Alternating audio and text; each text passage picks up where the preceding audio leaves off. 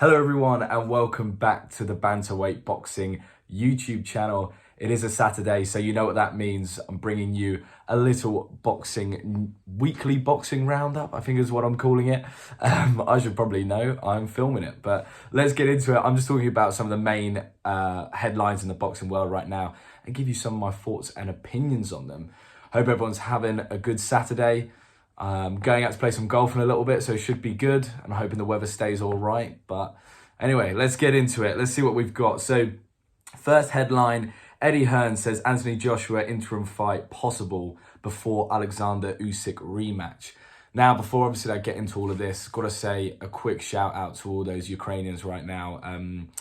You know, it's horrible what's going on in the world, and so much respect for those fighters who have gone across to help out their home nation. You know, just to name off a few, we've got obviously the Klitschko brothers, Usyk, Lomachenko. You know, it's crazy what's going on in the world right now, but huge respect, showing real bravery. You know, these are some serious guys, but we have to talk boxing, although it seems pretty minor in the grand scheme of things. Obviously, with what's going on in Ukraine, Alexander Usyk's fighting right now, it could put a big hold on the Anthony Joshua fight. Well, it's most likely going to. This stuff could go on for a very long time. And Eddie Hearn is thinking about an interim fight. Now, I think this is a blessing from the gods for Anthony Joshua. Been very weird what's been going on with him. First of all, there was a lot of talk about a new trainer. This trainer doesn't get announced. You know, we're talking for age as time goes by. We see him training with, you know, Garcia's trainer. We see him with Floyd, you know, in the Floyd Mayweather gym, or, you know, moving around all over the place, all these videos and stuff like that. And we're like, okay, you know, something's going to get announced. He's testing the waters everywhere, and nothing happens. And you're thinking, all right, mate, if you've got a fight, you know, in June or whenever it was, I think it was set around June, you need to be getting in the training camp, working with your trainer ASAP, which maybe this is happening and maybe he's keeping it low key, but I'm not too sure about that. So an interim fight I think could be huge for AJ. I don't see, if he went into a rematch with Usyk right now, I don't really see a different result. People are saying he's got to impose his power, his physical side and all of that, you know, his physical strength and all that, which is, I completely agree with. But, you know, we're talking about not that he didn't fight like that before, but in his last couple of fights against, you know, Ruiz and then Pulev and then Usyk, he did resort heavily back to his boxing ability. So it would take some time to kind of reshape his style again and go to an aggressive manner. And also as well, you know, Usyk would know that he's going to try this kind of this new attempt at being more aggressive and stuff like that, and he would have prepared for it. So I think for AJ, an interim fight is going to be very beneficial. I think the main thing for him is confidence. I think it's very shot at the moment. Taking such a beating against Usyk, you know, it was just clear as day, completely outboxed and actually badly hurt in that fight. It wasn't, you know, just a boxing masterclass.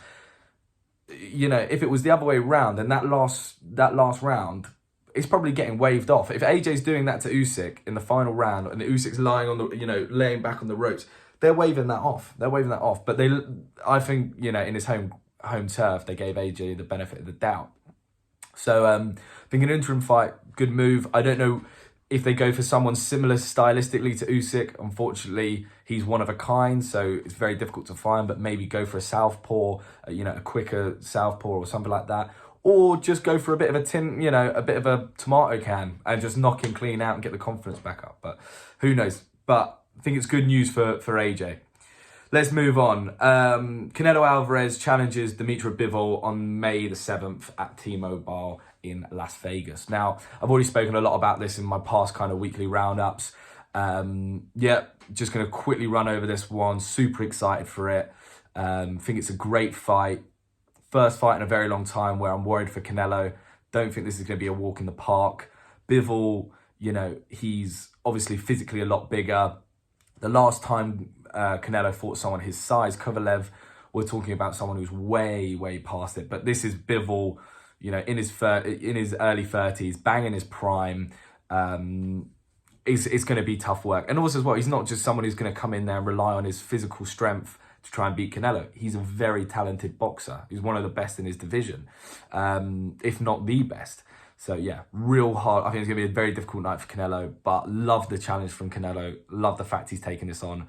It's mouth-watering. Big fights coming up in boxing, really big fights. And it is a blessing to have a champ like Canelo right now, who's just like, give me anyone. Give me anyone. And not just anyone, give me the ones with the belts. Give me the ones that people are worried about. You know, it's brilliant to see, brilliant to see. Let's move on, because I've spoken a little bit about that before. Benavidez, bigger fight for Canelo than Jermell Charlo, says Hearn. Yeah, probably is. Benavidez has obviously got the kind of Mexican heritage. I think his dad was from Mexico. So, you know, if they do like a Cinco de Mayo kind of thing, Mexican fans will go crazy for it. A bit like the Brits right now with Tyson Fury and Dillian Whyte. You know, when you're seeing kind of fights from your own country getting it on, should I say, sorry. There is like another exciting factor of that, which Charlo can't really bring. Also as well, my perspective, I think Benavidez is a harder fight than Charlo. I think, again, he's a bit more all-rounded than Charlo. Charlo could obviously bang, but I think his boxing ability is nowhere near the level of Canelo's. But I think Benavidez all-round is probably a better, well, I would say it's a better fight than Charlo. Also as well, you know, how tall is he? Like, what, 6'2" or something like that? You know, you're bringing in that kind of same Bivol factor of, you know, just a naturally big guy. Not that I think that'd be a problem for Canelo against Benavidez. You know, we've seen Canelo against Callum Smith do a job on them. You know, I'd back Canelo for that fight. But yeah, think it would. Yeah, I'd agree with Hearn there. I think it is a bigger fight. Yeah, definitely. And hopefully we'll see that one soon, because I know Canelo's got Golovkin after Bivol, and then we'll see what happens there. Maybe they'll get it on then. That'd be good. Spence upset at missing out on Pacquiao fight, failing to take the torch. Yeah, it's a real shame we didn't get to see that fight. Obviously a bit of a shock with Ugas beating Pacquiao. I don't think many people predicted that. Or maybe some did, but definitely did feel like a bit of a shock. Would have been great to see Spence Pacquiao for that kind of idea of passing on the torch. You know, we saw it with, the one that comes to my mind is AJ Klitschko. That was brilliant to see two, you know, heavyweights, one, you know, coming into his prime, one kind of leaving it, you know, going into retirement, and then, but still creating a brilliant fight, still very competitive, but then the younger next generation kind of came through with AJ. That would have been good to see with Spence. Also for him, it's like a wicked name to have in your resume. Do you know what I mean? Someone like Pacquiao, one of the all-time greats. You know, again, we're blessed in our era to be able to have seen him. But yeah, you know, it looks like the days are numbered for Pacquiao.